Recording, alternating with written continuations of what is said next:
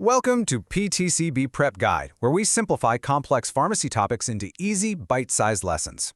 In today's explainer, we are cracking the code on hyperlipidemia. You probably know it as high cholesterol. We're going to cover what it is, why it matters, and of course, the key medications you absolutely need to know for your PTCB exam. All right, let's just dive right in with a question that is guaranteed to pop up in some way. What is the actual difference between good and bad cholesterol? This is one of those foundational concepts, so let's make sure it's totally crystal clear. So to really get a handle on this, we've got to start with the absolute basics. What are we even talking about when someone says high cholesterol? Okay, so the official term you're going to see is hyperlipidemia. Let's just break that word down because it's actually pretty simple.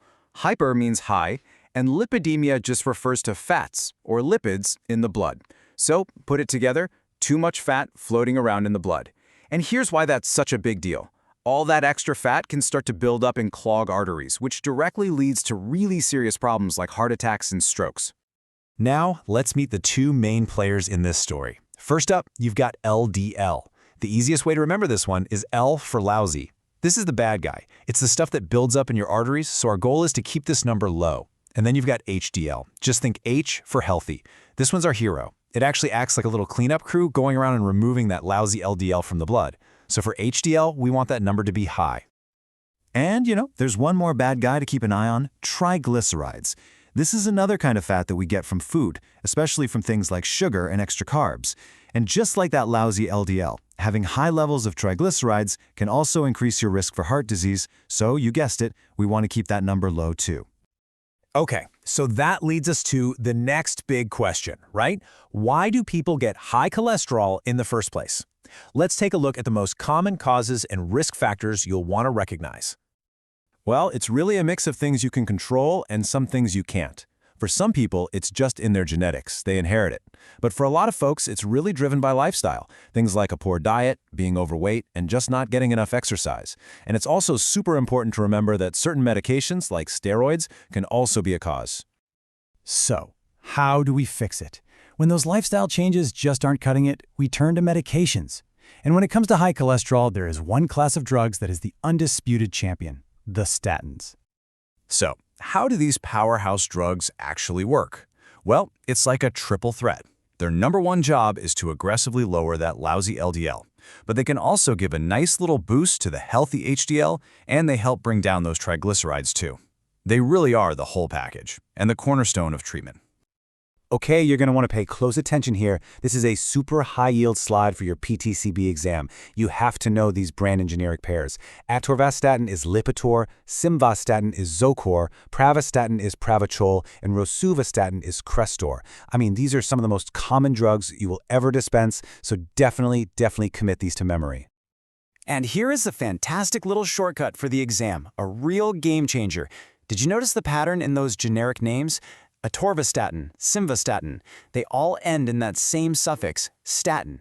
If you see that on your test, you can be pretty much positive you're looking at a statin. It's a huge time saver.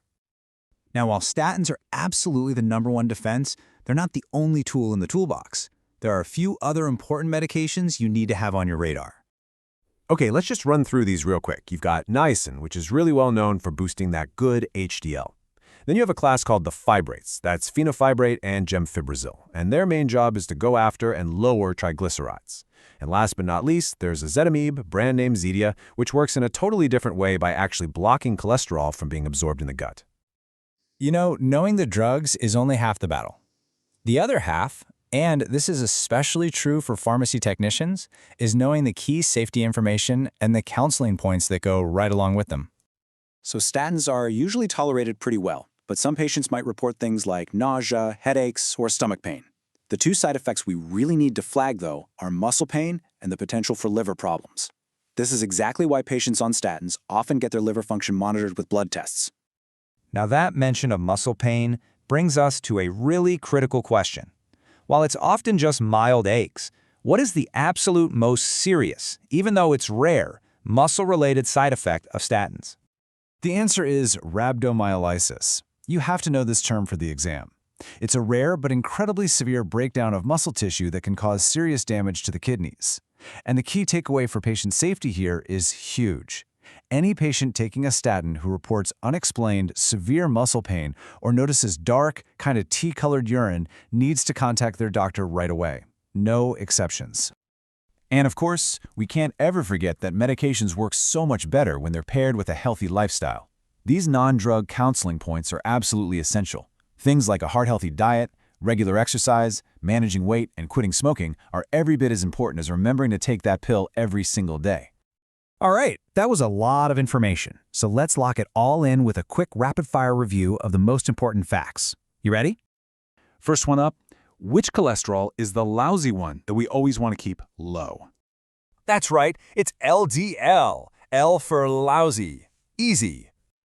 Okay, next question. What's that magic little suffix that helps you spot a statin in a list of generic drug names? You got it, the statin suffix. So let's just wrap this all up with the ultimate takeaway. If you remember nothing else, remember this. LDL is lousy, HDL is healthy, and statins are your first-line defense. And on the safety side, always be on the lookout for complaints of muscle pain and potential liver issues. If you can lock that sentence in your brain, you are in fantastic shape for the exam. If this helped you get a better handle on hyperlipidemia, don't forget to subscribe to PTCB Prep Guide for more simplified pharmacy lessons. Share this with your classmates, and hey, let's make studying for the PTCB exam easier, one topic at a time.